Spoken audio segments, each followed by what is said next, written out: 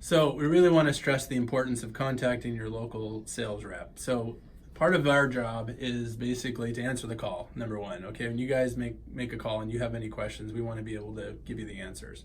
We also want to be able to meet you out there on the job and help you understand the product and then teach you so that you know how to do it whenever it comes up again.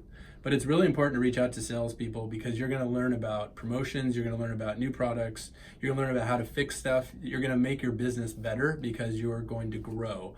And more importantly, you're going to create that relationship. So my phone rings maybe a lot, Greg's phone may ring a lot.